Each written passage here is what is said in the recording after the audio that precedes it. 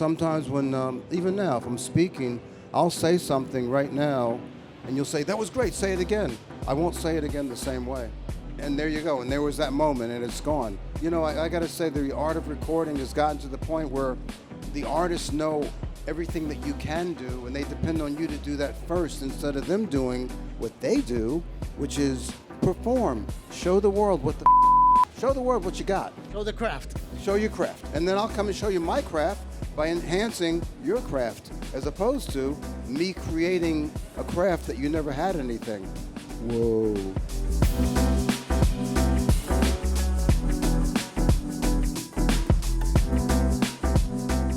Welcome again to our booth talks here at NAMM. I have the pleasure now to introduce the legend, an artist, an entrepreneur, a visionary, Jimmy Douglas, multi-one award engineer. How are you, Jimmy? How are you? How are you, Sergio? Good to be here. Thank you very much for coming. Oh, my pleasure. So, this is like the largest toy store that we can ever have, correct? It's a place to Very find good and nice things, correct? A lot of nice stuff. There's a lot of nice stuff here. There's a lot of nice stuff here. Nice people. Like the big nice people, like the candy store, like you said. So here we are. So, without going into a lot of detail, but I would like to take you to that moment when you get for the first time to a recording studio and you have that feeling that you entered that magic space, consoles, knobs, speakers, musicians. What was that moment for you and when that happened? It kind of didn't happen that way. Okay, tell me your way. Well, it kind of happened where I was doing some menial tasks like tape copying in a studio for a record company. They just happened to have a studio, a real studio in the back where real people, real artists that were selling big records and personalities were making records, which was so far above my head that I didn't think it was really for me. Actually, I was to be a producer, as a player and a producer. I didn't know what the word producer was, but I was always the guy making the music with bands, telling them how it's supposed to go. And that was without a label. That's just who I am. But when I watched, when I started watching all these sessions with Aretha Franklin, Dusty Springfield, Tom Dowd, all these people were doing all these things. I had no idea how to work that stuff, and I had no idea what stuff was. But one thing I did notice, I noticed that there was a guy sitting in the chair at this thing. It was only about 16 knobs, and they were round knobs. There was no faders. They were just round knobs. And he was sitting there, and everybody would be talking to this guy. I guess you would call the producers. I didn't know they were producers. Whoever they were, they'd always be talking to this guy in this seat, and then the band would go play some stuff, and they'd come back around afterwards, and they'd be talking to the guy in the seat. And I kept saying, wow, this guy is pretty important. I don't know what he does. It's important. But he's important, and everybody keeps talking to him. And I was like, well, maybe I could be that guy, because I was a player, and I used to play bass, and I saw this incredible bass player named Chuck Rainey. Okay. And I watched him through the glass, and I was like, he's playing, and he's freaking amazing. And I just thought, shit, I'm never going to be that good. And even though I practice every day, he's going to practice and be better again. I'll never catch him. So I thought, you know what? Beat your ass. Oh, yes. I was like, you know what? Maybe I'll be the guy in the seat. Maybe I'll do that guy's job. And, I thought, well, he seems pretty cool. But you know what was interesting? The guy in the seat's the guy who works all the time. The producer gets to go take a break. The band gets to take a break. Everybody gets to take a break. The engineer sits there, and he's always working. Mistake, huh? No. Is the way it is. That's just the way it ended up being. Maybe that's why they call it the sweet spot. Or the hot spot. The hot spot. Yeah. Exactly. It's a hot spot. Yeah, it is a hot There's a spot. lot of pressure because magic happens when the record is live. And if you're not ready, if you as a producer engineer, you're not ready to capture that magic in the best way possible, you're to capture the moment. It's really all about capturing the moment. And without digital, the moment came and went on analog, and you had to catch it, and you had to make sure you didn't erase it, and blah, blah, blah, blah. I mean, I think the urgency, a lot of the urgency in recording has kind of, Reduced. because you can always undo, you can always recapture what you had, you can always, Fix it. you can always fix it in the mix, like they used to say. But you can always just keep doing stuff, and people aren't really performing anymore. They're doing little bits for the tape, for the digital, as opposed to singing through the record and having a performance. That's when you have something to capture. So you think that our endless possibility of recapture and recapture and retake is against the quality of the performance, or the It's not performers the- are being a little more lazy because they can fix it? I wouldn't say quality of the performance, but the intention of the performance. Tension. You know, it's like sometimes when, even now, if I'm speaking, I'll say something right now, and you'll say, that was great, say it again. I won't say it again the same way. Correct. And there you go. And there was that moment, and it's gone. And a lot of people depend on, even I got to say, the art of recording has gotten to the point where the artists know everything that you can do, and they depend on you to do that first instead of them doing what they do, which is perform. Show the world show the world what you got. Yeah. You know what I'm saying? And then So the craft. show your craft. And then I'll come and show you my craft by enhancing your craft, as opposed to me creating a craft that you never had anything. Whoa. Wow, that's good. That's good. So, and how big was the impact of having been working with large bands and large artists, and then getting accolades, awards? That was the game changing in your career, getting to work with large artists and then getting awards for that, or that change happened before?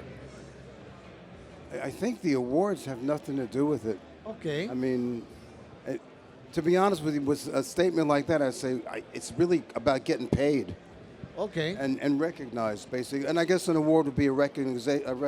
The However, colleagues. Right. However, I think gainfully being employed and being paid for your services, I think that resonates a little more. It gives you the freedom to continue to be able to look for stuff, help new artists, and feel like you're taking care of it at the same time. And also being part of that small percentage of whole the humanity that are able to do what they love and what their passion is about every day. That's a miracle of what we're doing here, I guess. Yeah, It's a miracle. it would be a miracle. So, fast forward in your career, Wow, and nice. that place in Virginia, that magic place in Virginia, I've been there. I was there, and John Stork, actually. Yep. Together, he was very generous, because it was a little place with a little space. I'll tell you how this came about, by the way. So there's a studio in Virginia Beach called, oh shit, I'm not even gonna get the name of it. But it was 2 doors down. And I had a lot of gear that I used to bring to the studio. So I'd bring all my gear to the studio, and we'd use this Master Sound, it was called. Okay. And it was a bit of a shit house. And we would be there paying this man all this money. And I kept saying to Tim, why are we paying him all this money? I have all the equipment. I'm just using his board. So why are we doing this? It so happens that Tim had done a deal for an artist, and the record company bought him a Neve VR. And it was sitting in storage doing nothing. And I walked out one night and I said to him, why are we doing this? We're wasting all this money. We could be doing what he says, where would I do that at? Like, and I walked in the street, and 2 doors down was this building. It didn't look like that then. Yeah. And I went, we can do it right there. And he goes, really? And I said, yeah. And then we got a hold of John Stork, and we turned it into this. And It's great. how much magic happened in this room? Oh, a lot of stuff. We cut Nelly Furtado. There we did Justin Timberlake's Sexy Back. We did that whole album there, actually. And Nelly Furtado's whole album, mixing it there, and more. Yeah, and that's what the great days when it was brand new. Yeah. the on delay that looks like this. No, it doesn't look like that now. And this later evolved in your career in your home. That's Magic Mix. That's my studio. That's your studio. That's your studio. Yeah, And well- it's basically done exactly to your need because this represents what you need in order to That's produce. exactly right. Okay, tell me what Well, you so like. What the you only like. the only difference in this is there used to be a VR console across the whole front of the studio, and then there was racks of gear from here as far back as you could see. And the difference is now I'm finding that with digital recording and the needs of the record companies and the speed with which they need to get you to change stuff, I couldn't keep up with the board. I couldn't keep up with the board and the outboard gear. So that's kind of why I'm doing some Atmos there. Look at that Atmos. You can see it up there, see it over there. It's all around you. So I kind of evolved into getting rid of the board Yep. and getting rid of a lot of the equipment, and just kind of relying on in the box. Fantastic. And in your vision, Atmos, Aura, immersive.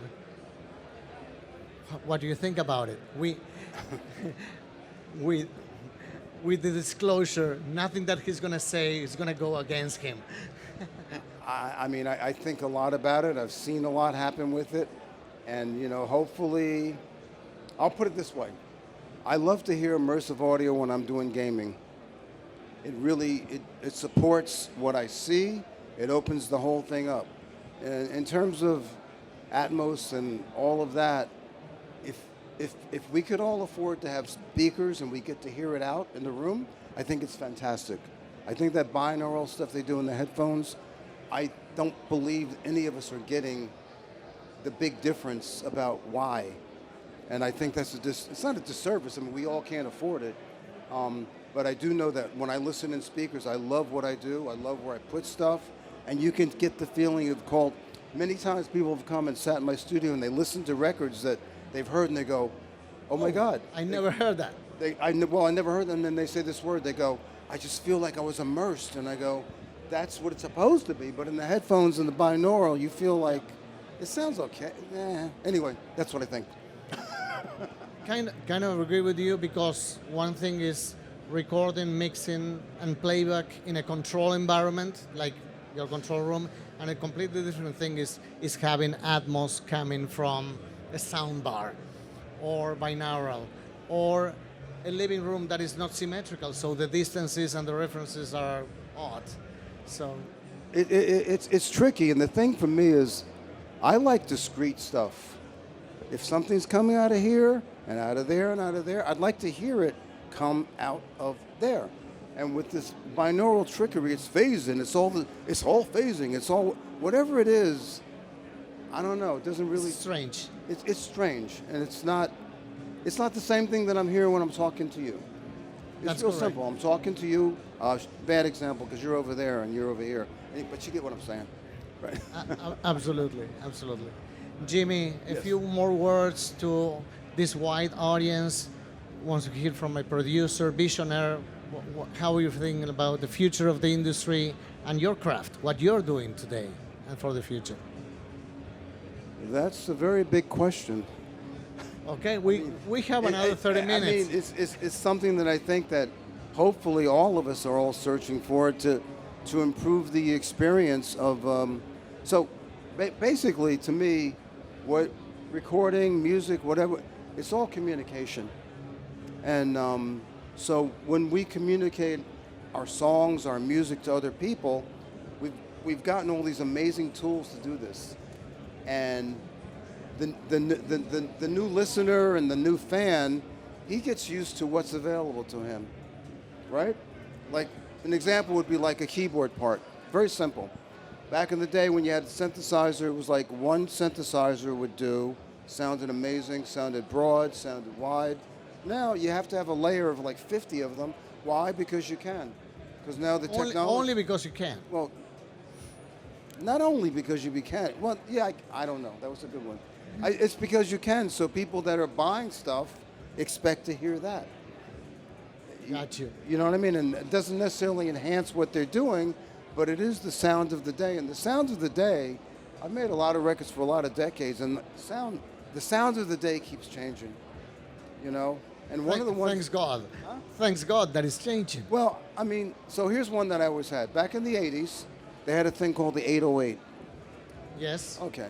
And it was very revolutionary. It was different. Sine wave, basically. You're talking about the drum Yeah. machine? Yeah, the 808. Anyway, so we had the 808 for a while, and then suddenly it wasn't cool anymore. It just wasn't. Yamaha RH-X or whatever, the new model, the new kit. The new model. So it wasn't cool to do the 808. And then I believe Outkast, actually with Speaker Box, they came around and they suddenly started talking about the 808 again. And suddenly people started using the 808. And now the 808 is everything. So my question is, seriously, who said? Who said when it wasn't cool anymore? And who said it is cool now? So music is just constantly evolving. And, you know, you could even make it like clothes, you know. Sometimes like, oh, bell bottoms are in. Now they're not. Who said? They're just pants. There's someone Well- on top that is determining our destiny. Well, there you go. Are we inside of the Matrix? I don't know about all that. But, yeah. So the future of music, I try to keep my ear on, you know, my pulse to the ground and hear stuff that excites me. Correct. It's easy for music to get stale. Everybody's trying to do the same thing, and they start copying everybody, and you start to hear very, very status quo. It's like basically stale. That's the word. Music starts to get stale. What I like is that as we are not depending on mainstream and we can listen to any kind of music, we don't have that pasteurized thing that everybody will sound the same. We can always find someone reaching to new limits and creating new things. Yes, you can. You can also you can also hear more crap that way too. So it kind of goes both ways. I mean, Mr. Jimmy Douglas, the man. Thank you for coming. yeah.